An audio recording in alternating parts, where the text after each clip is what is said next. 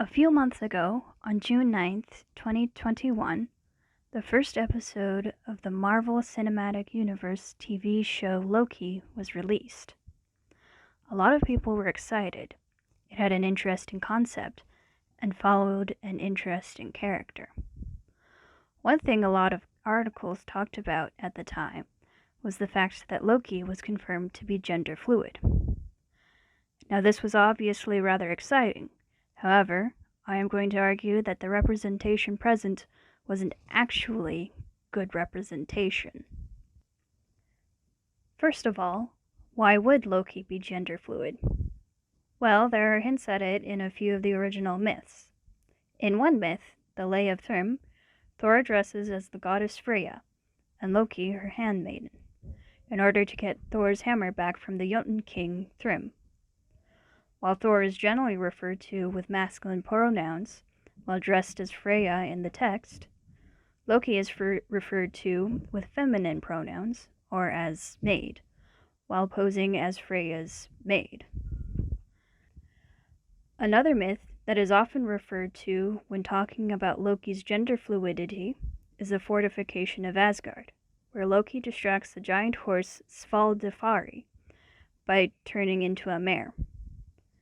This results in Loki giving birth to the eight-legged horse Sleipnir. Now, while there may not be a lot of evidence for Loki's gender fluidity, what there is enough to consider it, particularly in modern media.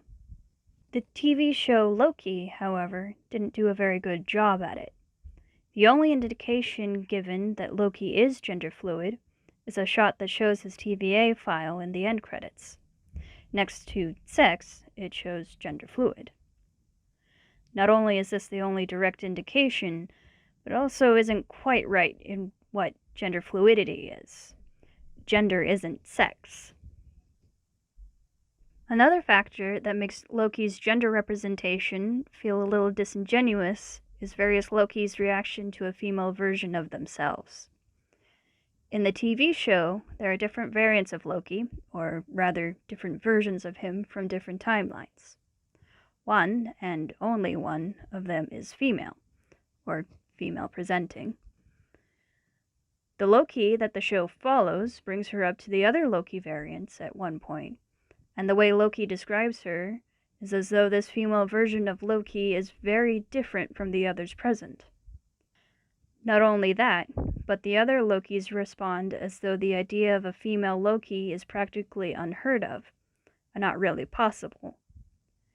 The idea that a female version of Loki is so different from a male Loki, and that it is almost unheard of for there to be a female Loki, is rather counterintuitive to Loki being gender fluid. If Loki is gender fluid, you shouldn't really be surprised that there is a female Loki, and that a Loki being so different from the rest shouldn't hinge on the fact that she is female. So why does it matter? Well, representation not only helps people feel seen, but also contributes to how others see those people.